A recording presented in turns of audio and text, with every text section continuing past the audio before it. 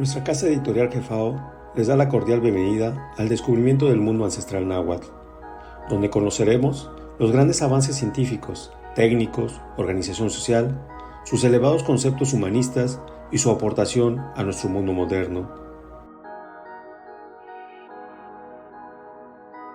Los aztecas eran los amos del mundo entero, así lo afirmó el comentarista Diego Durán, al narrar la inauguración del Templo Mayor de Tenochtitlan, en 1487, por el emperador mexicano Ahuizotl, a quien comparó con el emperador romano Marco Aurelio, por la ostentosa ceremonia y por las contribuciones que les entregaban. El comentarista escribió que las ofrendas traídas al Templo Mayor, en honor del venerable señor Huitzilopochtli Mechi, eran tan grandes en valor y cantidad que los enemigos invitados y extraños estaban anonadados, azorados.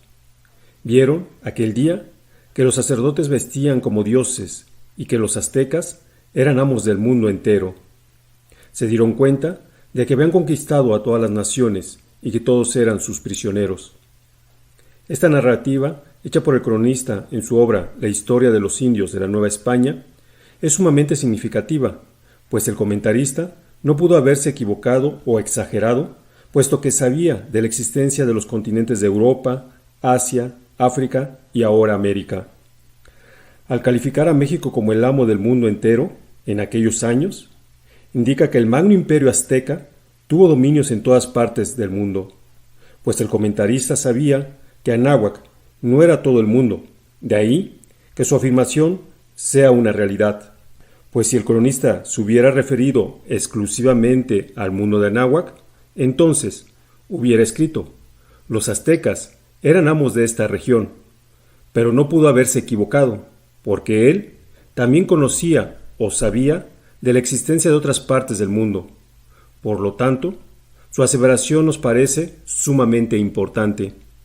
Al respecto, existen varios datos históricos que nos demuestran la presencia de la cultura y poder guerrero de nuestros antiguos mexicanos en diversas civilizaciones, lo cual confirma la aseveración del cronista antes mencionado. En el año 3000 antes de la era, aparece en el mar Mediterráneo un grupo de guerreros nombrados los hombres del mar, los hombres rojos, es decir, los pieles rojas, y se posicionan de la península ibérica e itálica. En el año 1640 y 1650 antes de la era, a estos guerreros se les conoce con el nombre de hititas e ixos. Ambas palabras se derivan del idioma náhuatl, que quieren decir los que enseñan con el ejemplo y los que están por encima de la basura o de los degradados, respectivamente. Estos dos grandes movimientos de guerreros invaden el antiguo Egipto y lo dominan durante más de 100 años y establecieron su capital en la ciudad llamada Avaris.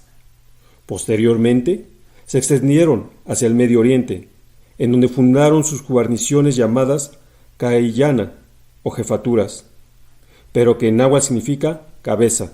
Actualmente se ha descubierto por investigadores estadounidenses que el lenguaje egipcio tiene muchas raíces náhuatl, así como también se han encontrado estelas en el Valle del Nilo, en donde aparecen hombres de tipo mayas cabalgando en elefantes, estatuas similares a los atlantes de Tula, Hidalgo, México. Estas expediciones guerreras no formaron pueblos, sino siempre fueron guarniciones militares, y luego, de dominar tales imperios, colocaban sus bases militares o mando dentro del gobierno de dicho lugar. A su vez, enseñaban su cultura y su lenguaje. Ellos siempre respetaron a la gente del pueblo, los templos y los nombres de los dioses de las demás naciones. Es curioso que, luego de dominar por más de 100 años esas regiones, los anteriores y actuales historiadores aseguren no saber de dónde llegaron los llamados hombres del mar. Sin embargo, en esas civilizaciones del Mediterráneo y Medio Oriente existe un sinnúmero de palabras del idioma náhuatl. Tanto en Egipto como en el Medio Oriente dejaron el símbolo de la serpiente, como el poder de la inteligencia divina, la inteligencia que conduce al gran misterio, que está más allá de los planos tridimensionales. Por eso, la figura de la serpiente es significativa en todas las regiones. También se tiene conocimiento de que los mayas náhuatl influyeron en la civilización hindú, en la cultura brahmánica o védica, pues en el libro titulado El Ramayana escrito 400 años antes de la era por el poeta hindú Valmiki, se narra la llegada de una raza a la que los llamó Nagamayas, pues llegaron a bordo de grandes barcos a civilizarlos. Posteriormente, este grupo de hombres cultos se trasladaron a Babilonia, Acadia, Egipto y Grecia. Naga significa serpiente. Entonces, los mayas eran de la cultura serpentina. El escritor Ignacio Magaloni Duarte, en su obra Los mayas, educadores del mundo, explica que el principio de Babilonia se remonta a la antigüedad, cuando una colonización de nagamayas llegó de la India y se estableció junto al río Éufrates. La gente que se encontraba allá era semita. Agrega que los primeros acadios eran un grupo de nagamayas y ellos les llamaron al lugar Acat, palabra maya que significa terreno suave. Posteriormente, erigieron pueblos en la zona que lo nombraron Sumeria, que quiere decir en maya, tierra plana, región que después se le conoció como Mesopotamia.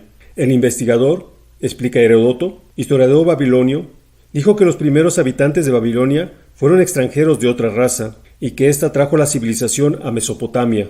Fueron llamados los huanes, que viene de Ua-ana, significa en maya a agua, na casa, es decir, los que vinieron en barcos. De esta palabra se deriva el nombre de Juan o Juanes, o los hombres del mar.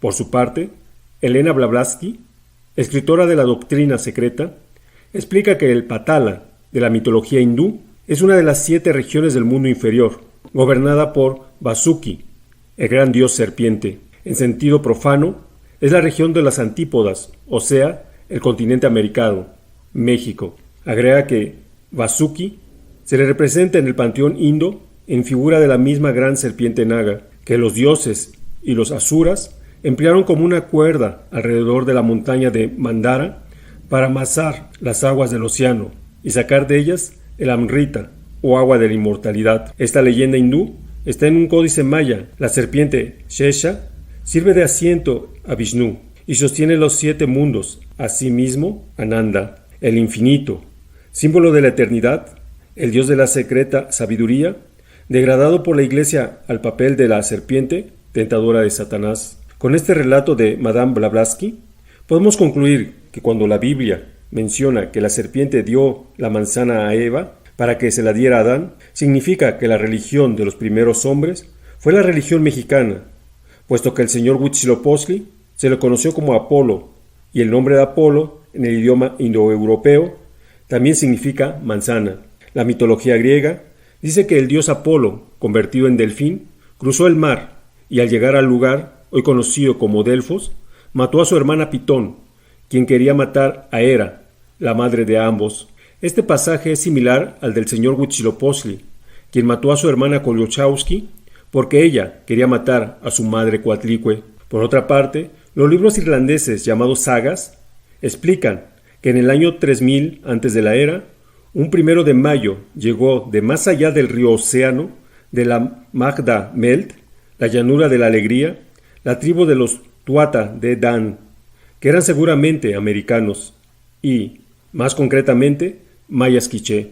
A partir de esa época, nace la corriente religiosa de los druidas, quienes afirmaron que habían recibido su enseñanza de la entidad divina denominada Tautateos, o sea, Tlatoani, en náhuatl, que significa Señor, o el que habla bien la palabra de Dios. En el año de 1118 de esta era, se formó la Orden de los Templarios, quienes, independientemente del Estado y del cristianismo, edificaron las catedrales góticas y predicaron el culto a las vírgenes negras o al culto a la Virgen Coatlicue. Los templarios se educaron en el Calmecac o Universidad de México Tenochtitlan. La palabra catedral viene de cátedra, sitial con respaldo corto, púlpito, palabra cuya raíz es náhuatl, pues viene de catián, que significa asiento o lugar, y de catica, estar o hallarse en un lugar. La palabra gótico, que no tiene significado en ningún idioma de Europa, viene de la palabra yópico o yopico, nombre del templo de la Madre Coatlicue, y que quiere decir donde está lo más sublime del alma. Agradecemos infinitamente a todos los que nos siguen y por el tiempo brindado para conocer más sobre la herencia cultural de nuestros ancestros del continente de Anáhuac. Los invitamos a seguirnos en nuestra página de Facebook, Revista Jefao, que se suscriban a nuestro canal de YouTube de Revista Jefao y nos escuchen en los podcasts en las plataformas de Spotify, Google y Apple. Pueden conocer nuestras publicaciones en nuestra página web www.revistajefao.com. Sin más por el momento, nos despedimos y les recordamos: la grandeza de una nación inicia cuando conoce sus raíces. Buenas noches y un fraternal abrazo.